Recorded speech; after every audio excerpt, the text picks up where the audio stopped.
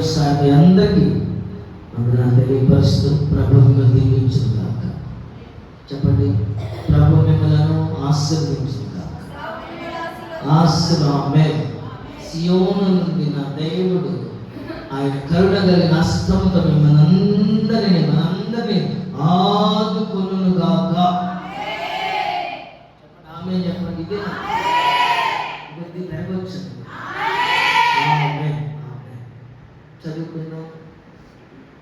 2 Corinthians కొరింథీయులకు రాసిన 2వ పత్రిక. ఈ పూట దేవుని వాక్యాన్ని జాగ్రత్తగా విందాం. కొరింథీయులకు రాసిన 2వ పత్రిక 6వ అధ్యాయం 16వ చరణం చదువుకుందాం.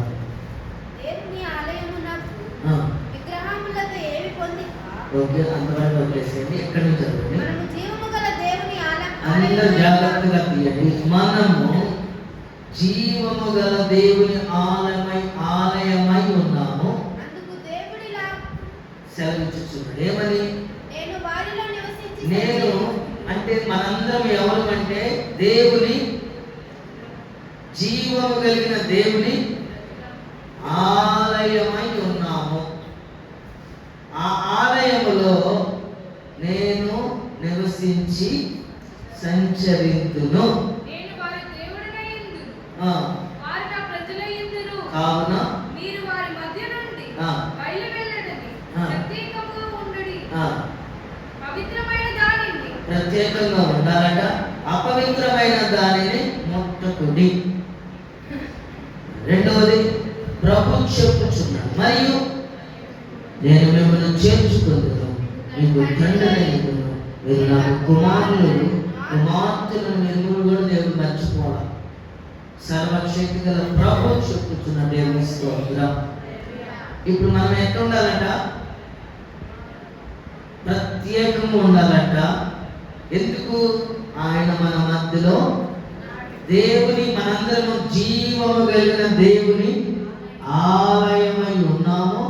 మనలో సంచరించటానికి, అలాగే నివసించటానికి ఆయన ఇష్టపడుతున్నాడు. ఎప్పుడంటే మనం ప్రత్యేకంగా ఉండాలంట. దేవుని స్తోత్రం చెప్పండి. చేతులు లేవా? స్తోత్రం అని చెప్పగానే చెయ్యి వెళ్ళిపోవాలి అనుకో, ఆటోమేటిక్ వెళ్ళిపోవాలి. కారు నడిపేటప్పుడు నడమంటే ఆటోమేటిక్ కారు కుడి కాలు ఎక్కడికి వెళ్ళింది? బ్రేక్ మీదకి వెళ్ళినట్టుగా. అసలు మనం ఎంత మాటల్లో ఉన్నా ఎవరైనా రంగానే కుడి కాలు ఎక్కడికి వెళ్ళింది? బ్రేక్ మీద. ఎడకాల దగ్గరికి వెళ్ళింది క్లచ్కి వెళ్ళింది.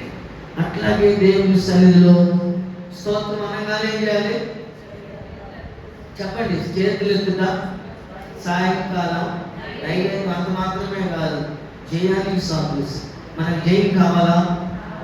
కావాలనే మాట అసలు అది కూడా రావట్లా. కావాలి, అక్కడక్కడ కలుపు మొక్కల్లాగా కావాలి అంటున్నారు.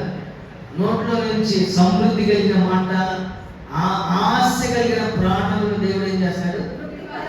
అది నీ ఆశ. ఇక్కడ రాయబడిన మాట జాగ్రత్తగా వింటారా? వింటే దేవుడు ఈ రోజున ఉన్నతముగా నడిపించబోతున్నాడు. మన ఆయుష్ కాలము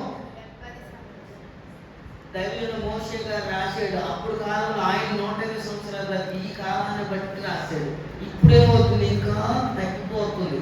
కాబట్టి మన ఆయుష్ ఎప్పుడుందో తెలియదు. రేపు ఉందో ఏమో చెప్పండి. రేపు ఉందా? ఎల్లుండి ఉందా? ఈ పూట ఉందా? గట్టి కూల. అందుకని మనం ఏం చేద్దాం? ప్రత్యేకించబడదామా? ఈ లోకంలో మనందరం ప్రత్యేకించబడి, నేను చెప్పండి, నేను ప్రత్యేకముగా ఈ లోకములో ఉంటాను.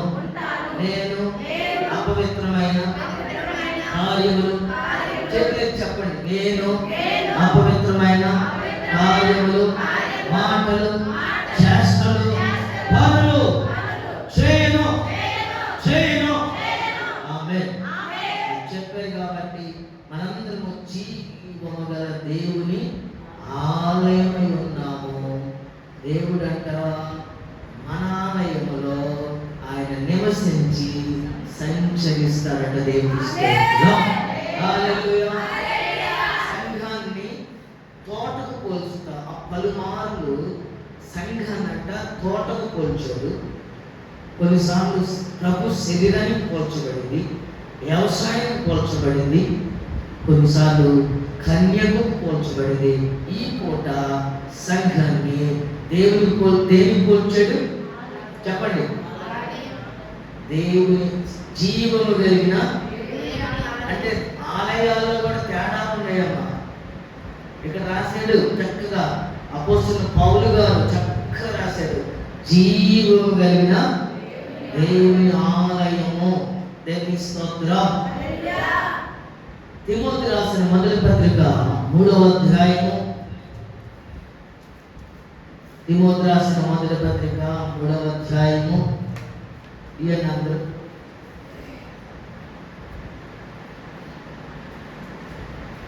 తిమోతి రాసిన మొదటి పత్రిక 3వ అధ్యాయము 15-16. ఆయనను ఒకసారి మీరు అందరూ చూడండి, తీయండి అమ్మ. మీకోసమే, నా కోసం కాదు, మీకోసం, ఎస్పెషల్లీ ప్రత్యేకంగా మీకోసం. ఇది మీకోసం. తీసారా? అందరూ తీసారా? ఇప్పుడు చదువు. అయినా కానీ నేను ఆలస్యం చేసిన ఎడల, ఇక్కడ చూడండి, నేను ఆలస్యం చేసిన దేవుని మందిరంలో, జీవము గల దేవుని సంఘములో,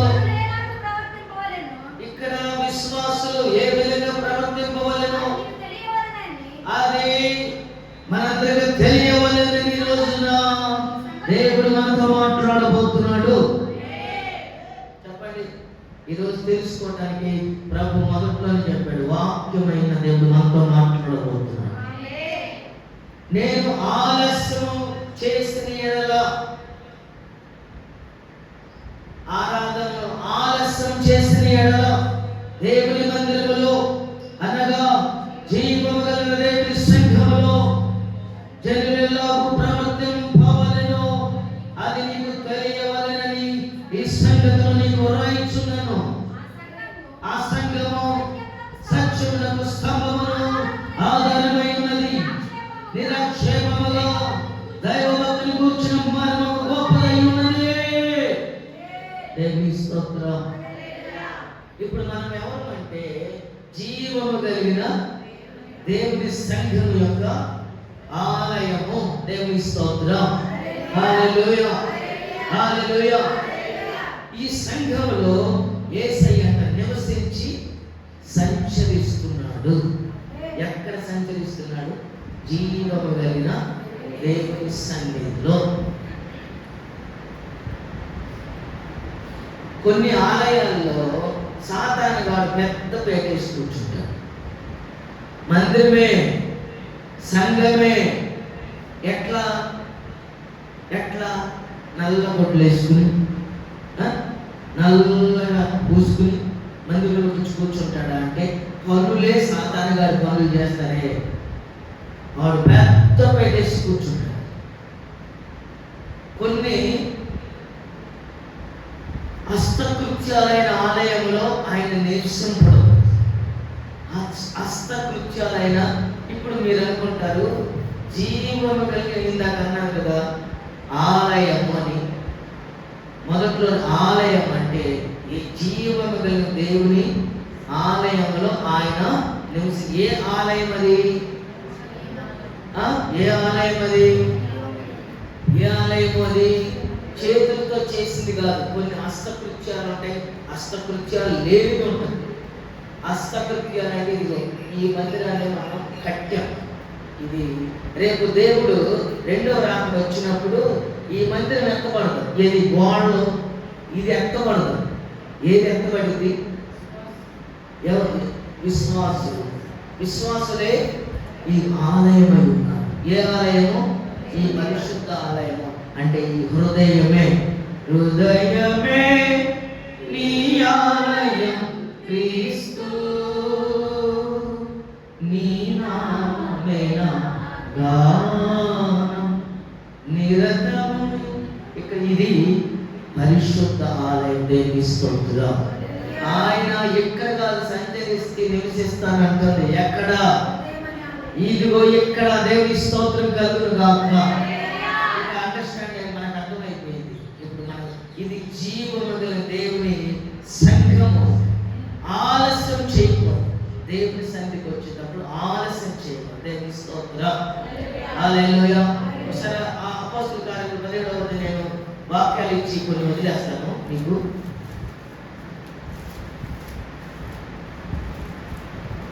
17వ అధ్యాయము 24 వదిలేస్తాను. దీని గురించి వివరించు.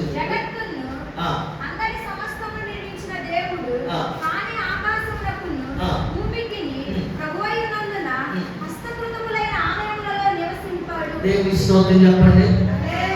యేసు ప్రభువు పెద్ద మందిరం కట్టినా చిన్న మందిరం కట్టినా అక్కడ ఆయన నివసింపడు. కానీ ఎక్కడ నివసిస్తాడు? ఎక్కడ నివసిస్తాడు? దేవుని ఆలయంలో నివసిస్తాడు. దేవుని స్తోత్రం కలుగుగాక. అష్టప్రతులైన ఆలయంలో సాతానుగాడు ప్రవేశిస్తాడు, కానీ ఈ హృదయం అనే ఆలయంలో సాతానుగాడు ప్రవేశించడు. దేవుని స్తోత్రం. ఇది పరిశుద్ధపరచబడి ఉండాలి. ఈ హృదయాన్ని అపోస్తలుడైన పౌలు దేనికి మాదిరికరంగా ఉంచాడంటే అతి పరిశుద్ధ స్థలం అని చెప్పాడు. పాత నిబంధన కాలంలో అతి పరిశుద్ధ స్థలంకి వెళ్ళాలంటే ఏ మనుషుడికి అవకాశం లేదు. ఒక్క సంవత్సరానికి ఒక్కసారి ప్రధాన యాజకుడు మాత్రమే ఉండేది. ప్రధాన యాజకుడు మాత్రమే ఉండేది. ప్రధాన యాజకుడు సంవత్సరానికి ఒకసారి ఎట్లా వెళ్ళాలంటే అతనిలో ఏ కల్మషం ఉండకూడదు, ఏ అబద్ధం ఉండకూడదు, ఏ పాపం ఉండకూడదు, ఏ మచ్చ ఉండకూడదు, ఏ డాగు ఉండకూడదు. అప్పుడు ఆయన వెళ్ళాలంటే ఒక పద్ధతిగా వెళ్తాడు. ఒక ఎఫోదు అనే డ్రెస్ వేస్తాడు, అంగి వేసి కాళ్ళకి గజ్జలు కడతాడు, నడుముకి తాడు కట్టి, గుట్ట తాడు కాదు, ఈ తాను బయటకు ఉంటుంది. సంవత్సరానికి ఒకసారి అతి పరిశుద్ధ స్థలంలో నైవేద్యం ఇవ్వడానికి లోపలికి వెళ్ళినప్పుడు అతి పరిశుద్ధ స్థలం ఎలాంటిదంటే నువ్వు చిన్న నలక లాంటి పాపం ఉన్నా లేదా అబద్ధం ఉన్నా లోపల అడుగు పెట్టగానే ఏమైపోతాడు? దెబ్బంటికి చచ్చిపోతాడు. అందుకని నడుము తాడెందుకు కడతారంటే అక్కడికి వెళ్ళి మనం వెళ్ళి తీసుకెళ్తే మనం కూడా చచ్చిపోతాం.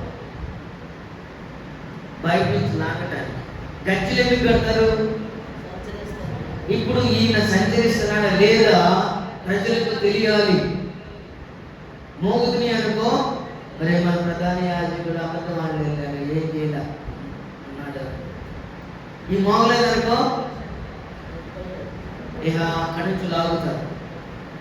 ఇలాంటి అతి పరిశుద్ధ స్థలము అపోస్తలుడైన పౌలు దేనికి సాదృశ్యంగా పెట్టాడంటే మన హృదయాన్ని అతి పరిశుద్ధ స్థలం. దేవుని స్తోత్రం.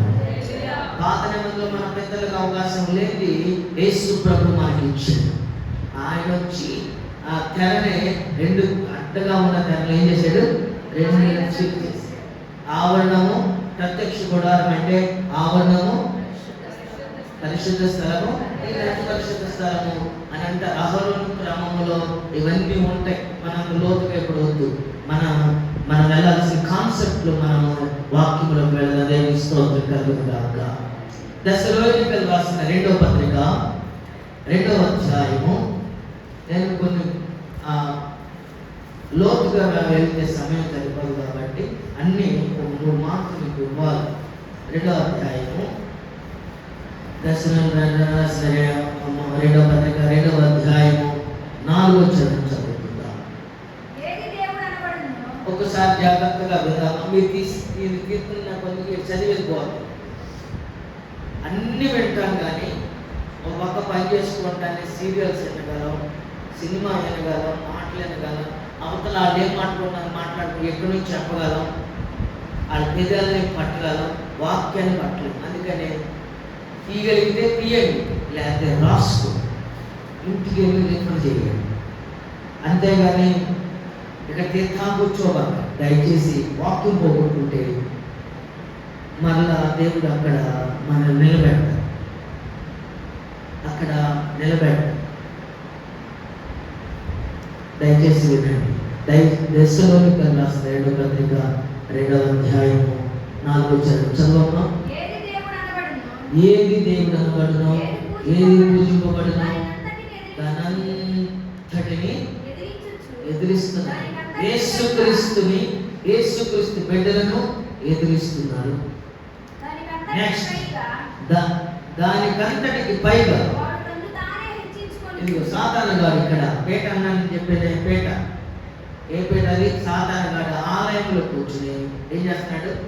పేట వేసుకుని ఏది దేవుడు అనుకుంటున్నాడు వాళ్ళేమో ఎదిరిస్తున్నారు.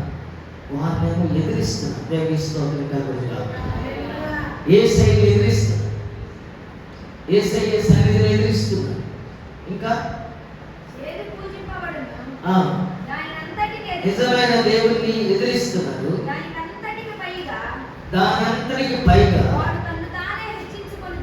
చూడండి, దానన్నా హెచ్చించుకోవచ్చు. సాతాను గాడి అంటున్నాడు తాను దేవుడినని.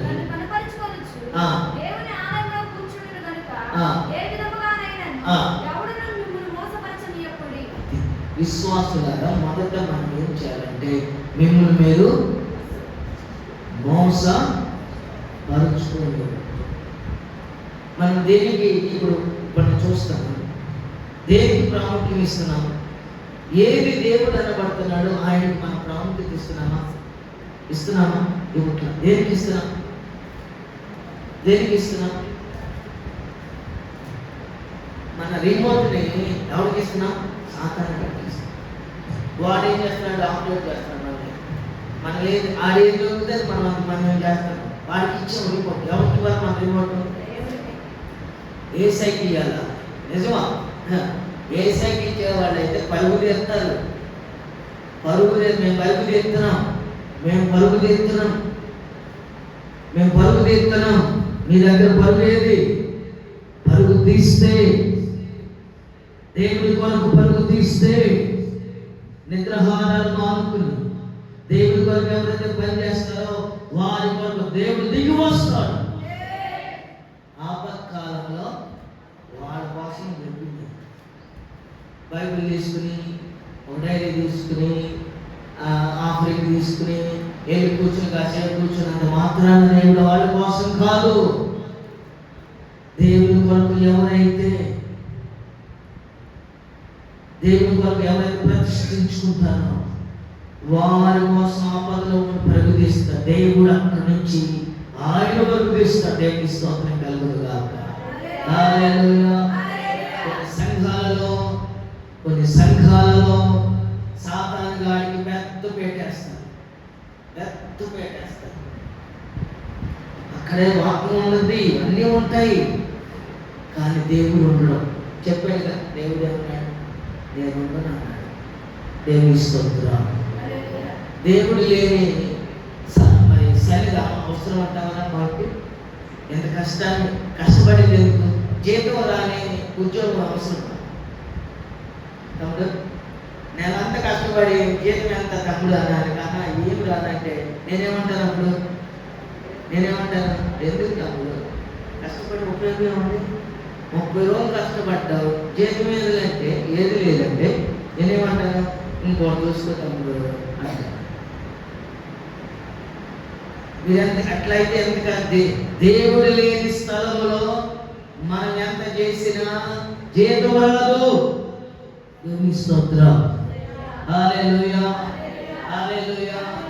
కొన్ని హృదయాలలో 2 మనసులకు స్థాపిస్తారు. ప్రార్థన ఉంటుంది, సాతాను మొదటి పాట దేవుడి పాట, రెండో పాట ఇంకొంచెం దేవుడి పాట, మూడో పాట సాతాను గాడి పాట. ఆడేమని ప్రార్థన చేయాలి? ఆడ సీన్ లేదంటే పాస్టర్ గారు ప్రభువా బాగా డ్యాన్స్ అయ్యి బాగా తిరగండి అని ప్రార్థన చేయాలి. అలాంటి పరిస్థితిలో ఉన్న దేవుడు అక్కడ ఉండడు. అందుకని అక్కడ రాయబడింది, అపోస్తలుడు పౌలు రాసి. దేవుని స్తోత్రం. హల్లెలూయా.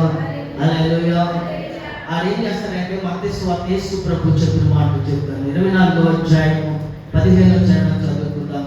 మత్తయి సువార్త. కాబట్టి ఏం చెప్పాడు? అక్కడ ఏముందంటే నాశనకరమైన హే వస్తువు. నాశనకరము ఉంది. దేవుని స్తోత్రం. అక్కడ ఏముంది? నాశనం ఉన్నది. మనము యేసు రక్తం చేత కడగబడింది. నీవు ప్రత్యేకించబడి ఏ నియాలను పరిశుద్ధపరచబడాలి. జీవము కలిగిన దేవుని సన్నిధి నీకు కలుగునుగాక. నీ హృదయం దేవునికి ఒక గొప్ప పరిశుద్ధ ఆలయముగా మార్చబడునుగాక.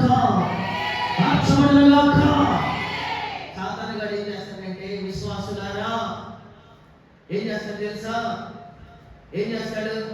విశ్వాసుల చేత హేయ పనులు చేపిస్తాడు. నిన్ను ప్రార్థన జీవితాన్ని కోల్పోయేటట్టు చేస్తాడు. ఎంతున్నారో ఏంటి లేదు, నేను మాత్రం చెప్పటమే. ప్రార్థన జీవితాన్ని కోల్పోయేటట్టు చేస్తాడు. విశ్వాసాన్ని కోల్పోయేటట్టు చేస్తాడు. ఉన్నతమైన ఉపదేశాన్ని లేకుండా చేస్తాడు. ఎన్నేడు లోతైన విషయాలు ఎన్ననేడు వాడు పైగా మిమ్మల్ని పొగిడితే అప్పుడు మీరేమంటారు? పూరి ఎట్లా ఉన్నది? పీట మీద ఎట్లా ఉన్నది? ఎట్లుంటుంది? అని ఉంటుంది. దాంట్లో అదే నువ్వు లేగానే మళ్ళీ కాసేపటికి ఏమైంది? అది మిమ్మల్ని నేను పొగిడి దానికి ఇద్దరం కలిసి ఆడుంటాం. ఇద్దరు కలిసి ఆ పొగినోడు ఉంటాడు, పొగిడించుకున్నవాడు కూడా ఏమంటారు? రెండో మరణం అయింటది. రెండో మరణం ఏంటి? బహు భయంకర గండం. దేవుని స్తోత్రం. ఇద్దరం కలిసి ఆడుంటాం. దేవుని వాక్యాన్ని బోధిస్తే నేను ఆడుంటా, దీన్ని అవలంబించి నేను అవలంబించాలి. చెప్పేవాడు అవలంబించాలి. చెప్పేవాడు అవలంబించాల్సిన అవసరం లేదని ఎక్కడ లేదు. ప్రతి ఒక్కడు చెప్పేవాడికి రెండు దెబ్బలు. చెప్పేవాడికి మీకు ఒకటే, మాకు రెండు. అందుకని మేము మీకంటే ఇంకా అతి పరిశుద్ధంగా ఉండాలి. ముందు మేము ఉండాలి, అది మీకు చెప్పాలి. మనిద్దరం సరిగ్గా ఉంది. ఎక్కడ ఉంటాం? పరలో ఎత్తబడే గుంపులో ఉంటాం. మధ్యాకాశంలో ఉండే స్తోత్రం. ఎత్తబడి ఈ మందిరం ఎత్తబడింది, ఆ మందిరం ఎత్తబడింది, ఎక్కడ లేదని. ఎవరు ఎత్తబడతారట?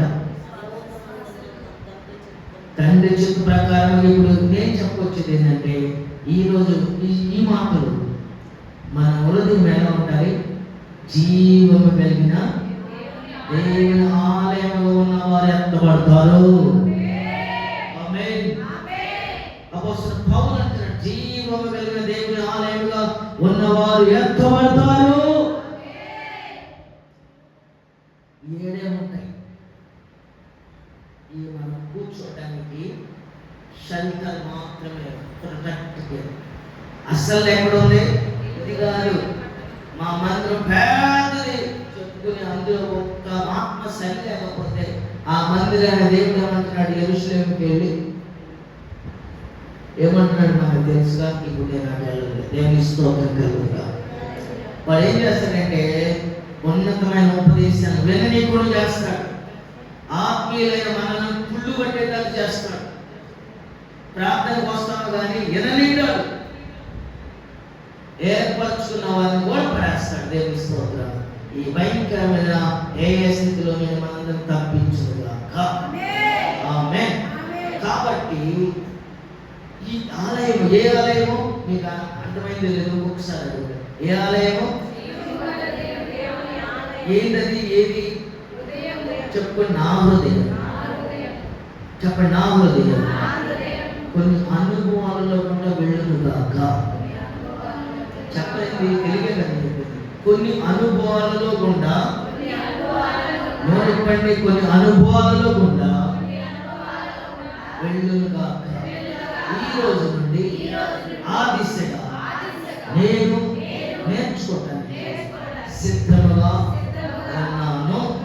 మొదటి మాట దానియేలు గ్రంథము 9వ అధ్యాయము 26వ వచనం చదువుకుందాం. దానియేలు గ్రంథం 9వ అధ్యాయం 26వ వచనం చదువుకుందాం. జరిగిన పిమ్మట ఏమీ లేకుండా అభిషక్తుడు నిర్మూలం చేయబడును. వచ్చినట్టు రాజు యొక్క ప్రజలు పవిత్ర పట్టణమును పరిశుద్ధ ఆలయమును.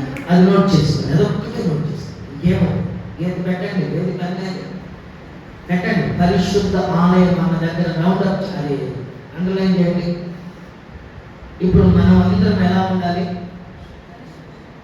ఏమో చెప్పండి. పరిశుద్ధ ఆలయము మన హృదయం ఇప్పుడు ఎట్లా ఉండాలి చెప్పండి. మన హృదయం ఎలా ఉండాలి? ఇప్పుడు మన హృదయం ఎలా ఉండాలి? మన హృదయం ఎలా ఉండాలి? అందరు చెప్పాలి. మన హృదయము పరిశుద్ధ ఆలయమై ఉండాలి. స్తోత్రం కలుగుగా. అప్పుడు దేవుడు ఆ ఆలయములో నివసించి సంచరించుగాక. మేము ఎంత చెప్పినా మాకంటే పెద్దోడు నేను అంతకంటే చిన్నవాడిని. ఎంత చెప్పినా నీకు పరిశుద్ధం లేకుండా ఉంటే నీవు ఎత్తబడవో, దేవుడు సంచరించుడు, దేవుడు నివసించుడు. పేరు మాత్రం విశ్వాసం అవుతావు అంతే. ఎవరు అంటే అవసరమైన కాదు విశ్వాసం, అవసరం లేని కాదా చెప్పు. ఎందుకు? నీ దగ్గర సంపూర్ణత లేదు, పరిశుద్ధత లేదు. పరిశుద్ధత ఉంటే ఏం జరిగిందంటే దైవజనుడు మోషే గారు రాస్తున్నాడు. ద్వితీయోపదేశకాండం 23వ అధ్యాయము 14వ వచనంలో మనం చదువుకుందాం. 23 నిన్ను ఏం చేస్తాడంటే పరిశుద్ధ ఆలయముగా నిన్ను దేవుడు విడిపించుటకు, నీ శత్రువులను ఆయన ఆలయంలో సంచరించు. అసహ్యమైనది ఏదైనా ఒకవేళ నీలో ఉంటే ఆయన సంచరించు. నీలో అసహ్యమైనది ఏది లేకుండా నీ పాలెంలో సంచరించుగాక. ఇప్పుడు మనం ఏం చేయాలి? నాలో చెప్పండి, నాలో అసహ్యమైనది లేకుండా నా పట్టణంలో నా గ్రామంలో ఉండునుగాక. మనకు ఎంతో బాధ్యత, మన కుటుంబ బాధ్యత ఉంది, నీ బాధ్యత ఉంది, నీ కుటుంబ బాధ్యత ఉంది, గ్రామ బాధ్యత లేదు. పట్టణం ఎక్కడ వేసిస్తాడు?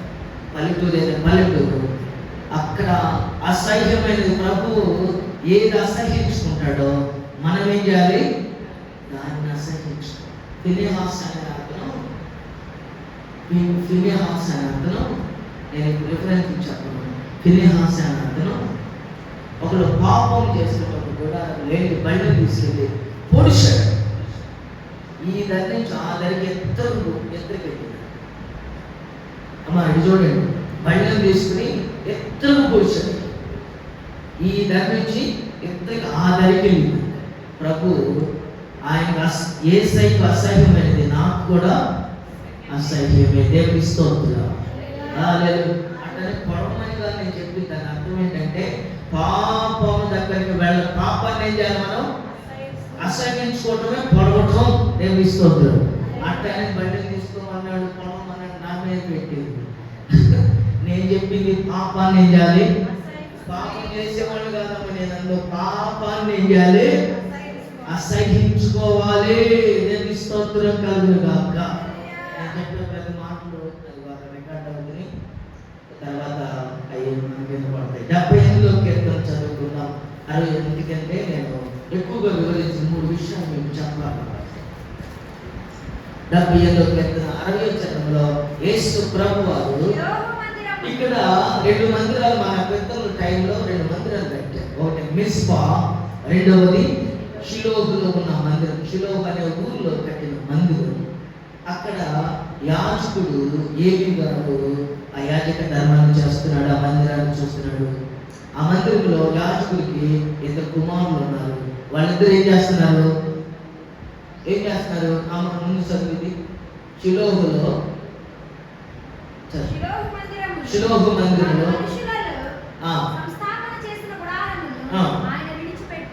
ఇప్పుడు అపవిత్రముగా ఉంటే దేవుడు అంట ఆ మందిరాన్ని విడిచిపెట్టాడు.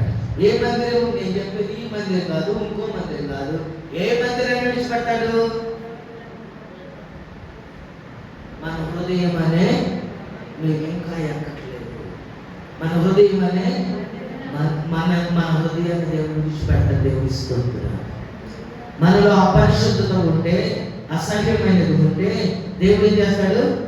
విడిచిపెట్టాడు. ఇప్పుడు షిలోహు అనే ఊర్లో ఈ మందిరంలో ఇద్దరు కుమారులు, ఆయన కుమారులు ఏం చేస్తారు? సమూయేలు రాసిన మొదటి గ్రంథం 2వ అధ్యాయము 12 నుంచి కొంచెం చదువుకుంటే, ఇక్కడ దేవుని బిడ్డలు బలి తీసుకొస్తారు. బలి పశువులు తీసుకొచ్చి ఏం చేస్తారు?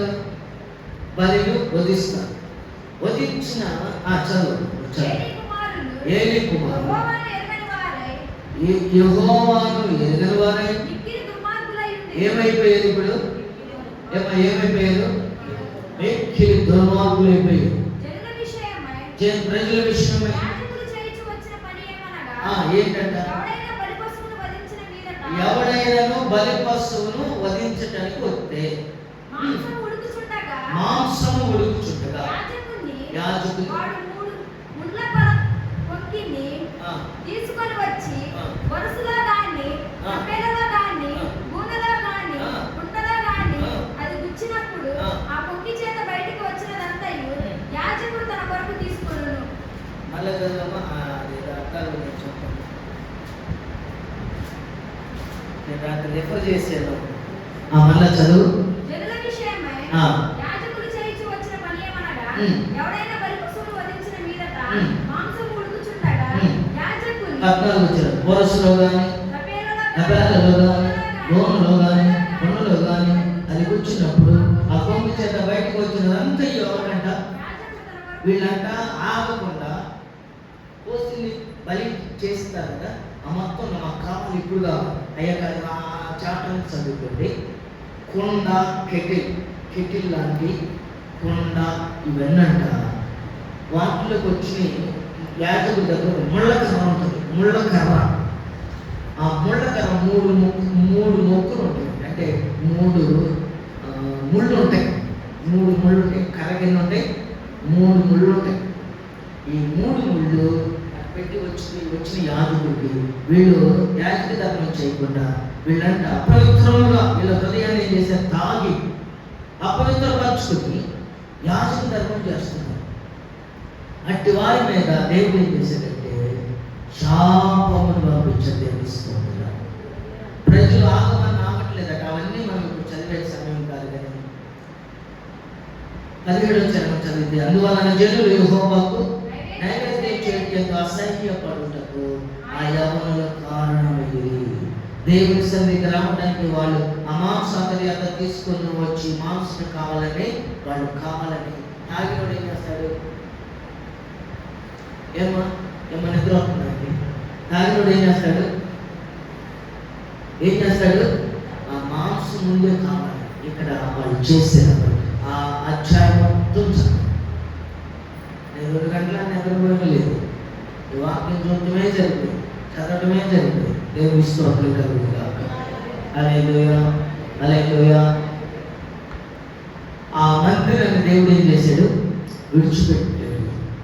అంటే ఏ మందిరం? మన హృదయం అనే మందిరాన్ని దేవుడు విడిచిపెట్టకుండా ఉంటే మనందరం ఆశీర్వదించబడతాం. ఆమేన్, ఆమేన్. ఎందుకయ్యా ఈ తిప్పలు అంటే మందిరం అపరిశుద్ధపరచబడిన ఒకసారి చూసుకోండి.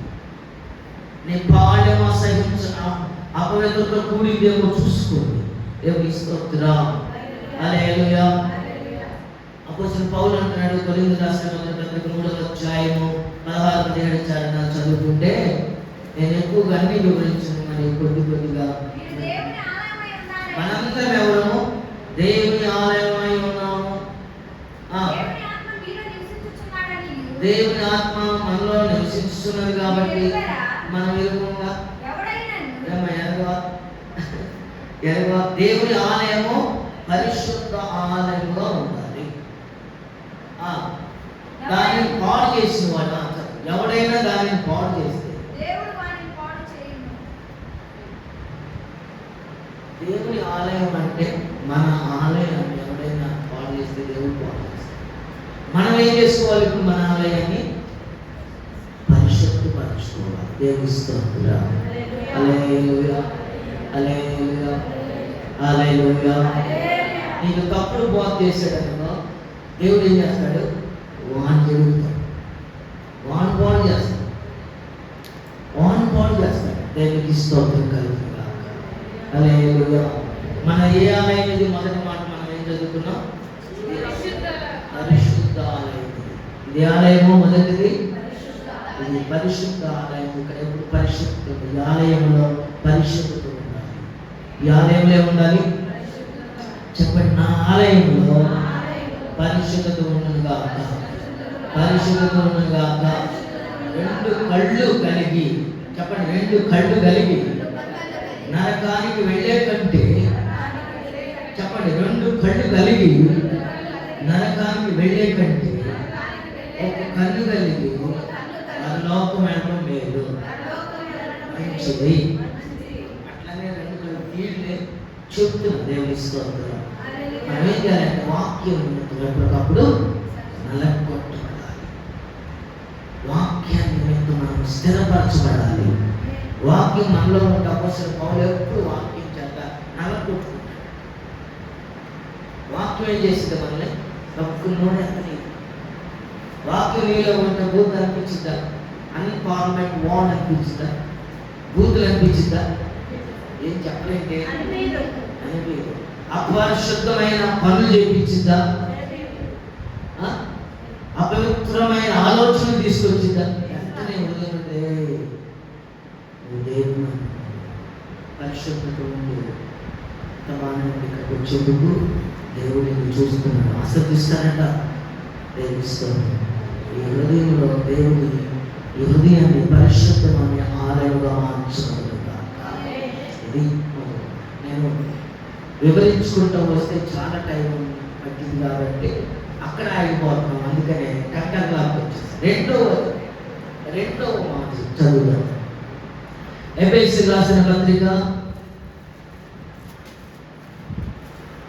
ఎఫెసీయులకు రాసిన పత్రిక 2వ అధ్యాయము 20 నుండి చదవండి. తీసిపోయినా పర్లేదమ్మా, వినండి. తీసిపోయినా నేనేమో చెప్పాను, తీయొద్దు, చదవండి. చదివే వార్త అప్పుడు వినండి. క్రీస్తు యేసే ముఖ్యమైన మూలరాయి అయి ఉండగా అపోస్తలులను ప్రవక్తలను వేసిన పునాది మీద మీరు కట్టబడి ఉన్నారు. ప్రతి కట్టడం ఆయనలో చక్కగా అమర్చబడి ప్రభునందు పరిశుద్ధమైన దేవాలయములకు వృద్ధి పొందుచున్నది. ఆయనలో మీరు కూడా ఆత్మమూలముగా దేవునికి నివాస స్థలమై ఉండుటకు కట్టబడుచున్నారు. ఇది క్రమము అనే ఆలయము. మన హృదయానికి ఏముండాలి? ఇప్పుడు క్రమము కానిది, చెప్పండి, క్రమము కానిది, క్రమము కానిది. మీరే చెప్పాలి. క్రమము కానిది, క్రమము కానిది, క్రమము కానిది, క్రమం. నువ్వు చెప్పుకోవాలి బాబు, ఎంత చెవే చెప్పుకో. మా సౌండ్ అదే, మా కొంచెమే చెబుతాము. క్రమము కానిది అక్రమము. క్రమము లేని క్రైస్తవులకి ఏమవుతుంది అంట? దేవుని స్తోత్రం కలుగునుగా. సంఘము ఆలయముగా పోల్చబడింది కాదు. ఈ సంఘములు ఏముండాలి? క్రమం ఉండాలి. ఈ హృదయంలో ఏముండాలి? క్రమం ఉండాలి. క్రమం ఉండాలి. అది అపోస్తలుల బోధయమును, సహవాసము, రొట్టె విరుచుట, ఎడతెగక ప్రార్థనలు, ఇవన్నీ ఏ హృదయంలో, ఏ సంఘంలో ఆ సంఘం స్థిరపరచబడింది, అమర్చబడింది. కట్టడం, ఒక కట్టడం, ఒక రాయి మీద రాయి కడతారా? లేకపోతే ఎట్లా కడతారు? క్రమముగా ఒక రాయి మీద దానికి ఒక గుండు ఉంటుంది. ఇప్పుడు తాపి వేసిన దగ్గర ఏం పెడతారు? ఏ గుండది? ఏమా ఏ గుండది? బోర్గుండ. ఏం గుండది? ఏ గుండు? ఎవరైనా చదువుతారా? ఏ గుండు అవ్వండి, అది వేరే ఒకసారి తోకమా?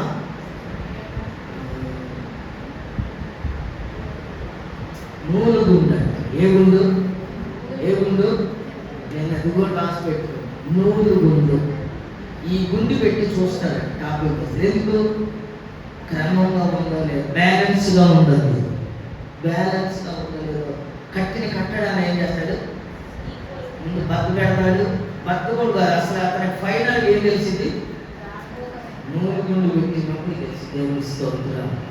అప్పుడు ఓకే అనుకుంటాడు. క్రమంగా కట్టబడాలి. దేవుని స్తోత్రం. క్రమంలో ఆశీర్వాదం ఉంది. క్రమంలో ఆయన కట్టెలు తెచ్చు. ఎవరు? దైవజనుడైన ప్రవక్త అయినా ఏలియా. కర్మేలు పర్వతం. కర్మేలు దేనికి సాదృశ్యం తెలుసా? ఉన్నతమైన అనుభవానికి సాదృశ్యం. కర్మేలు దేనికి సాదృశ్యం? చెప్పండి. ఉన్నతమైన ఉన్నతమైన అనుభవానికి సాదృశ్యం. క్రమంలో ఏముంది? దేవుని శక్తి ఉంది. క్రమంలో ఏముంది? దేవుని ఆశీర్వాదం. అక్కడ అగ్ని దిగింది. దేవుని స్తోత్రం. మన ఆలయం ఎలా ఉండాలంటే క్రమముగా ప్రతి కట్టడ రాయి మీద రాయి కట్టుకుంటా ఉంటే కొంతమంది కింద రాడుకోవచ్చు. అంటే మొదటి విశ్వాసం అవ్వచ్చు. మొట్టమొదటిగా ఉన్న కింద రాయి ఉన్నామని, పై రాయి నువ్వు కింద ఉన్నామని, కింద ఉన్నాను నేను అంతా ఒకటే. దేవుని స్తోత్రం. వాటన్నిటికీ సున్నం పూస్తే ఎక్కడైనా రాయి కనపడిందా? ఏమో మనసులో పెట్టండి. దేవుని స్తోత్రం చెప్పండి. ప్రతి ఇప్పుడు మనకి రాళ్ళు కనపడుతున్నాయా? మొదటి విశ్వాసులు ఉన్నారు, మధ్యలో వచ్చినారు, ఇప్పుడు వచ్చిన వారు, అంచులంచెలుగా వచ్చిన దేనాన్ని ఒకటే ఇచ్చాడు దేవుడు. ఇక్కడ ప్రతి రాయికి సున్నం పట్టండి. అంటే ఇక్కడ కులాలు, మేము ఆ కులం, మేము పెద్ద కులం, మేము చిన్న కులం, మేము ఆ కులం అని చెప్తూ ఉంటారు. కానీ అటన్నిటి సున్నం ఉంది కానీ అన్నీ ఏమైపోతాయి? తెల్లగానే మారిపోతాయి. అంటే ఇలాంటి ఈ కలర్ ఏమంటారు? ఈ కలర్గా మారిపోతారా? సమస్తం ఏమైంది? అందరూ ఇప్పుడు మీరందరూ దేవుని చేత కట్టబడిన వారైతే దేవుడు ఆశీర్వదించబడుగాక. దేవుని చేత నీవు క్రమముగా కట్టబడాలి. ఎవరు నేర్పుతారు క్రమం? ఇక్కడ ఉన్న సేవకుడు క్రమము నేర్పుతాడు. క్రమముగా నడుచుకుంటే అప్పుడు నీవు ఆశీర్వదించబడతావు. దేవునికి మహిమ కలుగుగాక. ఒక ఆయన గురించి మనం చదువుకుందాం. హిజ్కియా రాజు గారి గురించి చదువుకుందాం. దినవృత్తాంతాలు రాసిన 2వ గ్రంథంలో చదువుకుందాం. 2వ గ్రంథం 29వ అధ్యాయము. ఇక్కడ హిజ్కియా గారు మొదటి నుంచి చదవడం. హిజ్కియా గారట ఏలుబడి చేసేటప్పుడు ఎన్ని ఏళ్ళు? 25 ఏళ్ళు. వాడు ఎన్ని సంవత్సరాలు ఏలుబడి చేశాడు? 29 ఏళ్ళు యెరూషలేములో ఏలాడు. సరే తీసే. రెండో చరణం. అతడు తన పితరులకు దావీదు చర్య అంతటి ప్రకారము యెహోవా దృష్టికి మొదటి యెహోవా దృష్టికి ఏం చేశాడు? ప్రవర్తించాడు. అతని 3 అతడు తన ఏలుబడి మొదటి సంవత్సరం మొదటి నెల యెహోవా మందిరం తలుపులను తెరిచి దేవుని స్తోత్రం. మొదలు ఏం చేశాడు? క్రమంగా చేసుకుంటాడు. అప్పుడు మందిరాలు ముయ్యబడ్డాయి. ఈయన కాలం వచ్చేసరికి ఎన్నో సంవత్సరానికి ఎక్కడ ఏలుబడి చేయడానికి సింహాసనం 25వ సంవత్సరం అతనికి. ఎన్నేళ్ళు పరిపాలించాడు? 29. ఆయన యథార్థంగా ఉన్నాడు. నెక్స్ట్ ఏం చేశాడు? మందిరపు తలుపు తీయించాడు. క్రమంగా ఒక్కొక్కటి చేసుకుంటూ వచ్చాడు. నెక్స్ట్ యాజకులందరినీ లేవీలందరూ పిలిచి వారందరికి ఒక ఆజ్ఞ ఇచ్చాడు. లేవీలారా నా మాట ఆలకించుడి. ఇప్పుడు మిమ్మల్ని మీరు ప్రతిష్ఠించుకొని మీ పితరుల దేవుడైన యెహోవా మందిరంలో ప్రతిష్ఠించి పరిశుద్ధ స్థలముల నుండి నిషిద్ధ వస్తువులను తీసేసాడు. దేవుని స్తోత్రం. రెండోది ఏం చేశాడు? మందిరములో నిషిద్ధ వస్తువులని పీకి పడేసి దేవుని స్తోత్రం. పండగ పెడతాం. అదేమున్నది? అంత నిశ్శబ్దమైనది. పేరేంది? యెహోవాకు పండగ. నిర్గమాకాండంలో ఉంది. దైవజనుడు మోషే గారు పండగ మీద సీనాయి పర్వతం మీద దేవునితో మాట్లాడుకుంటుంటే వీళ్ళేం చేశారు? నా వైపు చూడండి. వీళ్ళేం చేశారు? ప్రజలంతా అహరోను దగ్గరికి వెళ్ళి అహరోన్ దగ్గరికి వెళ్ళి ఏం చేశారు? ఏమయ్యా మీ తమ్ముడు కనపడకుండా ఎటో పోయాడు, మమ్మల్ని తీసుకొచ్చాడు, పడేశారు, మాకు దేవుడు కావాలి, మమ్మల్ని ఐగుప్తు దేశం నుండి తీసుకొచ్చాడు, దేవుడు ఒకడు కావాలని అనగా నేనేం చేశాడు? అరే బుద్ధి లేకుండా మీరు దేవుడు ఎన్ని కార్యాలు చేశాడా అని చెప్పకుండా వాళ్ళతో ఏం చేశాడు? ఏకీభవించి అయితే ఐగుప్తు దేశంలో తీసుకొచ్చిన బంగారం మొత్తం జరగాలి. లక్షలాది ప్రజలు గారు దాదాపు 20 లక్షలు బలం గారు 20 లక్షలు 6 లక్షలతో స్టార్ట్ అయ్యింది. ఈ మధ్యలో 15 అవ్వచ్చు, 18 అవ్వచ్చు, 20 కావచ్చు, వీళ్ళందరూ బంగారం తెస్తే వీళ్ళు ఏం చేశాడు? లోడ చేస్తే ఆడ పెట్టుకున్నాం. చదువుతారా? ఆ మాట చదువుతా, దీన్ని ఏడే పెట్టండి, నిర్గమకాండం తీయండి, తెలియాలి. ఎన్నో చెప్పమ్మా. 32 అది 32 తిందాల అంత ఎవరు తెలియదు.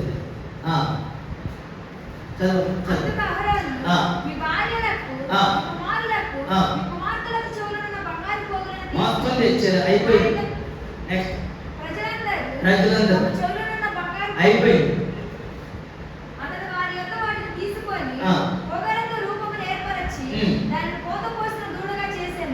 అప్పుడు వారు ఓ ఇశ్రాయేలు ఐగుప్తు దేశంలో నుండి రప్పించిన నీ దేవుడు ఇదే అనేది అహరోను అది చూచి దాని ఎదుట ఒక బలిపీఠం కట్టించాను. మరియు అహరోను రేపు యెహోవాకు పండుగ ఇది నాట రేపు యెహోవాకు పండుగ జరిగినని చాటింపు. పండుగ ఎవరి పండుగ? పేరు ఎవరిది? అందరూ చెప్పండి, ఎవరిది పేరు? దేవునిది, యెహోవాది పండుగ. మరునాడు అర్పించారు.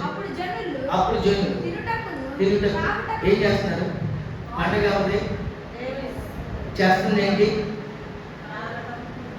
చెప్పలేదు, తాగుతున్నారు. ఇదంతా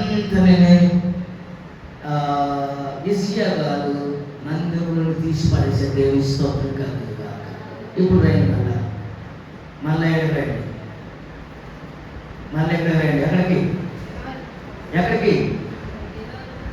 ఎక్కడికంటే ఇసియా దగ్గరికి. దేవుడు దాంట్లో రాసిన 2:9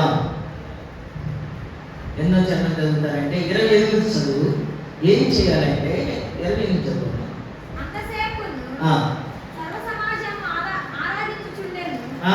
ఇప్పుడు మందిరంలో ఏం చేయాలి? ఆరాధించాలి. నెక్స్ట్ గాయకులు పాడుతూ ఉండాలి, బోరలు చెయ్యాలి. 35 వచ్చారు. సమాధాన బలి పశువులకు దహన బలి పశువులను దహన బలులకు ఏర్పడిన పానార్పణలను ఇలాగున యెహోవా మందిర సేవ క్రమముగా ఏం చేయాలి? ఇప్పుడు మన మందిరము హృదయం ఎలా ఉండాలి? ఇసియా క్రమముగా కట్టే దేవునికి స్తోత్రం, క్రమముగా నడిపించే దేవునికి స్తోత్రం. హల్లెలూయా, హల్లెలూయా. ఏం చేశాడు? క్రమముగా మన హృదయాన్ని ఇప్పుడు ఏం చేయాలి? ఇప్పుడు 3వ మాట, ఇక మన టైం అయిపోతున్నది. 3వ మాట వెళ్ళిపోదాం. నేను చాలా వివరించాలనుకున్నాను. 3వ మాట ప్రకటన గ్రంథం తీయండి. ప్రకటన గ్రంథం 3వ మాట. ప్రకటన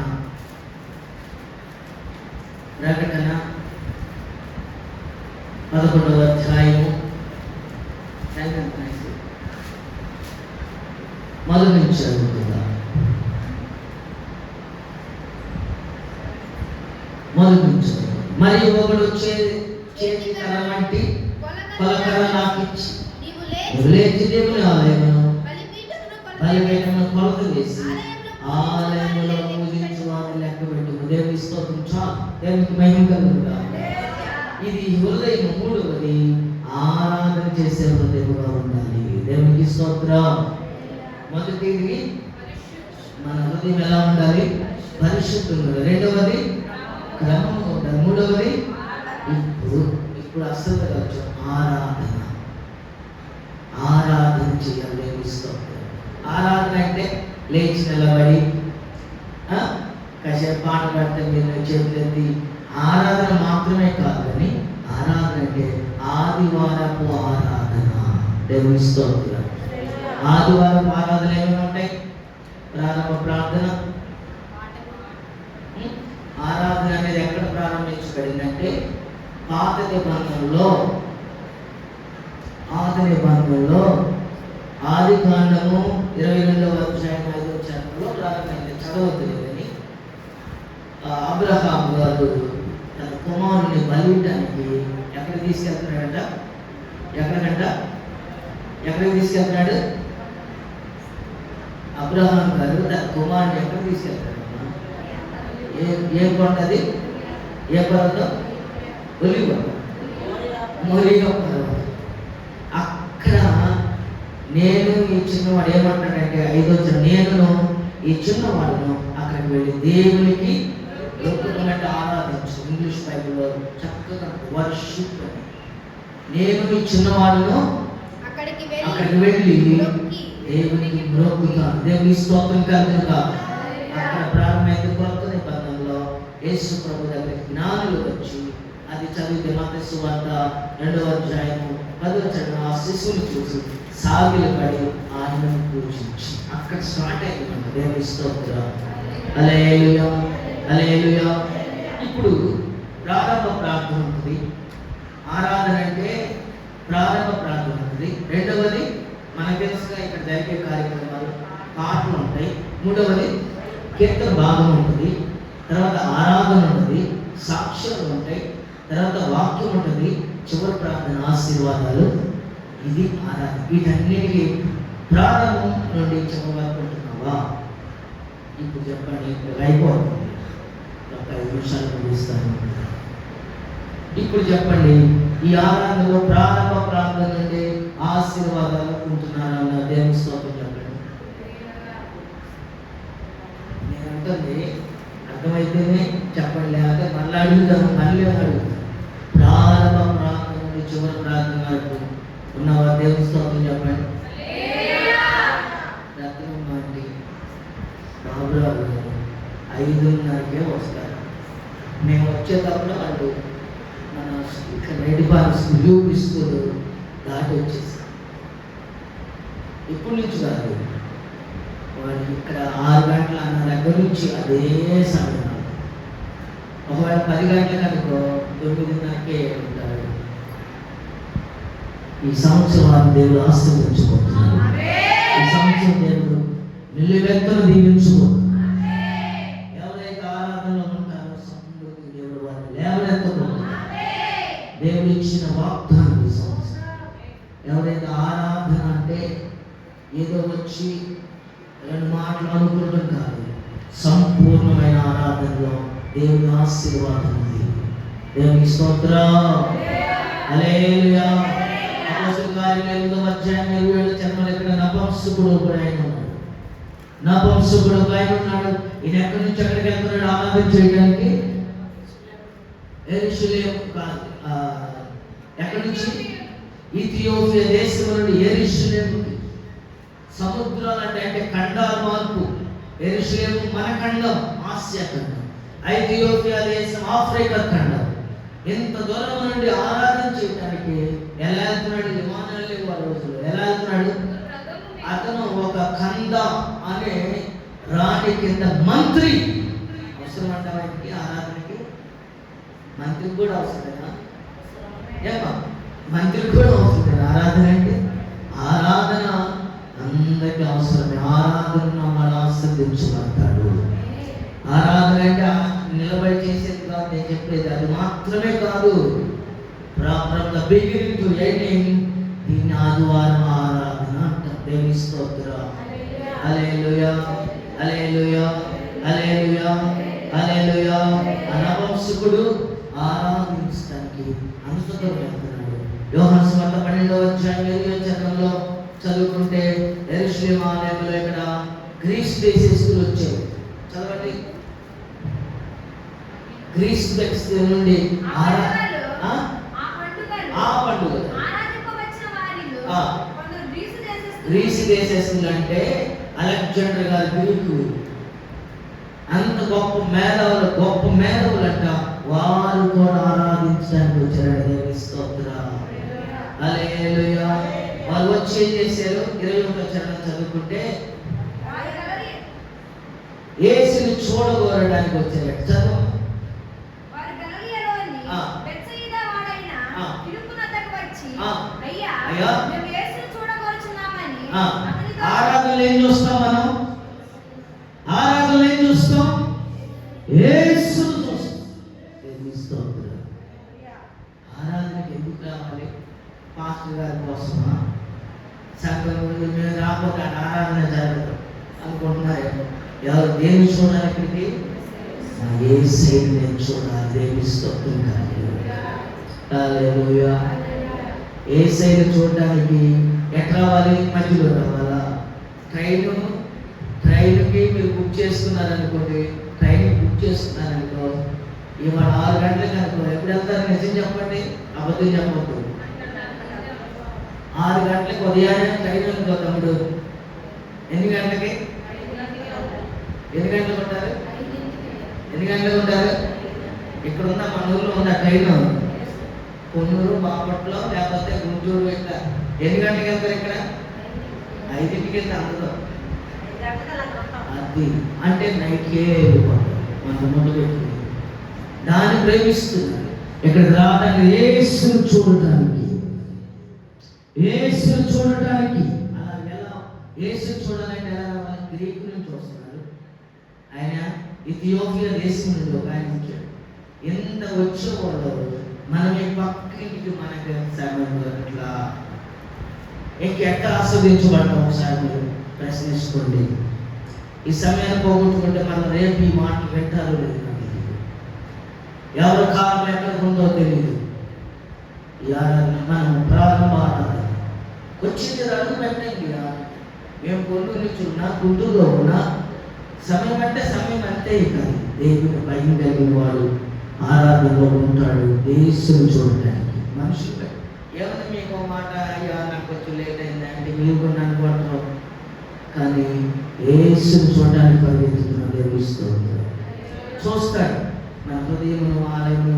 మొదట పేరు మన ఆలయాన్ని పరిశుద్ధంగా ఉందో లేదో చూస్తాడు. 2వది క్రమముగా ఉందో లేదో చూస్తాడు. 3వది ఆరాధన చేస్తున్నారు లేదా, ఆరాధనకి ఎట్లా వస్తుందో చూస్తాడు. దేవుని స్తోత్రం. దేవుడి మాట మన హృదయం స్థిరపరచును కాక. ఆమేన్. ఆమేన్.